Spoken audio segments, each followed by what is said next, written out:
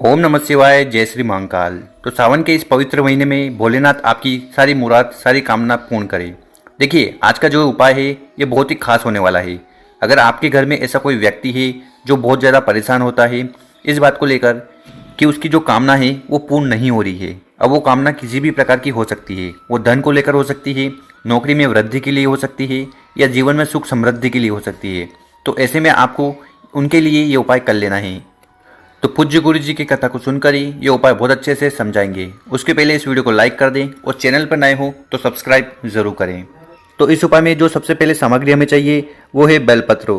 तो यहाँ पर आपको एक बेलपत्र ले लेनी है, और जो बेलपत्र लो वो कहीं से भी खंडित नहीं होनी चाहिए, क्योंकि शिवलिंग पर हम खंडित बेलपत्र कभी भी नहीं चढ़ाते। और अगर आपको बेलपत्र नहीं मिले तो आप शिव मंदिर जाइएगा एक लोटा जल लेकर, और शिवलिंग पर जो भी बेलपत्र चढ़ी हुई हो उसको उठाइएगा, उसको शुद्ध जल से धोइएगा और वापस उसको शिवलिंग के ऊपर समर्पित कर दीजिएगा।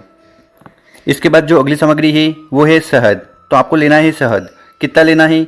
1-2 चम्मच शहद आप ले लीजिएगा, और इसी से हमें उपाय करना है। इसके बाद जो अगली सामग्री है वो है एक लोटा। तो आपको लोटा लेना है, और लोटा यहाँ पर आपको तांबे का लेना है, ठीक है। और इस तांबे के लोटे में घर से ही जल भर लेना है। और गुरु जी कहते हैं कि जल आपको अपने मटके से भरना चाहिए, अपने किचन से भरना चाहिए, क्योंकि अगर हम किचन से जल भरकर शिवलिंग पर जाकर समर्पित करते हैं तो इससे हमारे घर के जो दोष हैं, जो समस्या है वो खत्म होती है। फिर इन सामग्री को लेकर आपको पहुंच जाना है शिव मंदिर, ठीक है। और ये उपाय खासकर आपको शाम को करना है, मतलब कि प्रदोष काल में करना है। प्रदोष काल कब होता है? तो सूर्य अस्त के 45 मिनट पहले से लेकर सूर्य अस्त के 45 मिनट के बाद तक के समय को प्रदोष काल कहते हैं। तो इसी काल में आपको ये उपाय करना है। और अगर आपकी कोई मजबूरी है कि आप शाम को नहीं कर सकते तो फिर आप इस उपाय को सुबह ही कर लीजिएगा। और शिव मंदिर में जाकर सबसे पहले आपको उत्तर दिशा की तरफ मुंह कर कर खड़े हो जाना है, और जो भी सामग्री है उनको समर्पित करना है। तो यहाँ पर हमारे पास है शहद, बेलपत्र और एक जल का लोटा। तो सबसे पहले आपको शहद से उपाय करना है। अब यहाँ स्क्रीन पर आपको क्या दिख रहा है? यहाँ पर आपको दिख रहा है हाथ, ठीक है। तो आपके हाथ में जो अनामिका उंगली है इसमें आपको लेना है शहद। तो इस प्रकार से इस अनामिका उंगली में आपको शहद लेना है, और जो बेलपत्र आप लाए हो उसके ऊपर आपको ओम का निर्माण कर देना है। शहद में आपको उंगली डुबोकनी है, और ये जो बेलपत्र है इसके ऊपर इस प्रकार से ओम का निर्माण कर देना है उस शहद से, ठीक है। तो इस प्रकार से ओम का निर्माण कर दीजिएगा। और जो 2 पत्ती है बेलपत्र की, इस पर आपको 2 बिंदी लगा देनी है। एक तो माता पार्वती जी के नाम पर और दूसरी गणेश जी के नाम पर। तो इस प्रकार से आपको यहाँ पर उपाय करना है। इसके बाद जिस बेलपत्र पर आपने ओम का निर्माण किया था उस बेलपत्र को उठाना है, और उसको आपको शिवलिंग के ऊपर समर्पित कर देना है श्री शिवाय नमस्तुभ्यम का स्मरण करते हुए। और शिवलिंग पर बेलपत्र समर्पित करो तो इसकी जो डंडी होगी वो जलाधारी की तरफ होगी, और जो बड़ी पत्ती होगी वो आपकी तरफ होगी। तो इस प्रकार से आपको ये जो एक बेलपत्र है ये शिवलिंग के ऊपर समर्पित कर देना है। और गुरुजी जानकारी देते हैं कि जब भी आप शिवलिंग पर बेलपत्र चढ़ाओ तो वो उल्टा चढ़ाना चाहिए, ठीक है। तो यहाँ पर हमने जो ओम का निर्माण किया था वो बेलपत्र की चिकनी वाली साइड पर किया था। तो यहाँ पर जो हमें बेलपत्र समर्पित करना है वो उल्टा समर्पित करना है, ताकि जो चिकनी वाली साइड है वो शिवलिंग से स्पर्श हो सके। इसके बाद हमारे पास जो शहद है उससे हमें उपाय करना है। इसके बाद क्या करिएगा कि जो शहद है उसमें आपको अपनी अनामिका उंगली डालनी है, और उंगली पर शहद लेने के बाद उसकी आपको बिंदी लगानी है। तो बिंदी कहाँ लगानी है और कैसे लगानी है वो जान लीजिए। तो यहाँ पर आपको 7 बिंदी लगानी है माता अशोक सुंदरी वाली जगह पर। 1, 2, 3, 4, 5, 6 और 7 बिंदी लगाते समय आपको श्री शिवाय नमस्तुभ्यम का स्मरण कर लेना है।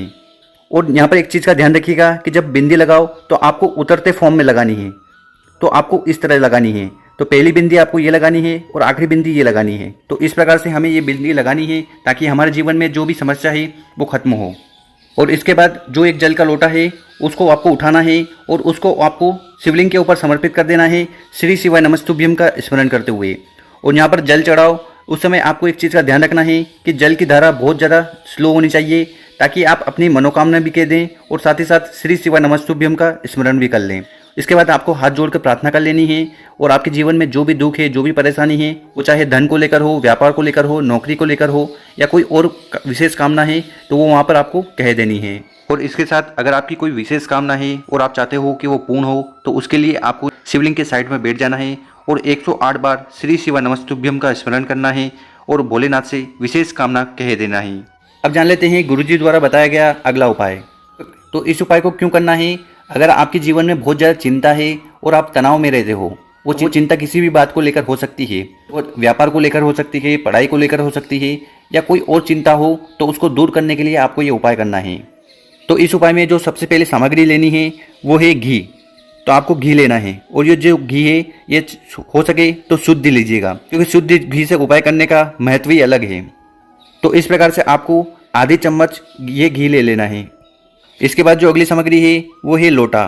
तो आपको लोटा लेना है, और लोटा आपको तांबे का लेना है। इसी के साथ इसमें आपको जल भर लेना है। और हम प्रत्येक वीडियो में ये जानकारी देते हैं कि जब भी आप शिव मंदिर जल को लेकर जाओ तो वो जल आपको अपने मटके से लेकर जाना चाहिए। देखिए, हर किसी के घर में मटका होता है, और अगर मटका नहीं है तो आरओ होगा, आरओ नहीं है तो कुछ पानी पीने का पात्र तो होगा ही सही। तो वहाँ से आपको जल लेना है। उस जल को लेकर आपको जाना है शिव मंदिर, और शिव मंदिर में जाकर उस जल को समर्पित करना है शिवलिंग के ऊपर। और इससे करने से क्या होगा कि आपके घर के जो पितर हैं वो खुश होंगे, और जो समस्या आपके घर में रहती है वो समाप्त होती है। अब वो समस्या क्या हो सकती है? वो हो सकती है कालसर्प दोष, पितृ दोष या वास्तु दोष। तो ये तीनों दोष समाप्त होते हैं मात्र घर से जल लेकर अगर आप शिवलिंग पर चढ़ाते हो तो। और फिर इन सामग्री को लेकर आपको पहुंच जाना है शिव मंदिर। ये उपाय आप सुबह भी कर सकते हो, और समय मिले तो शाम को भी कर सकते हो।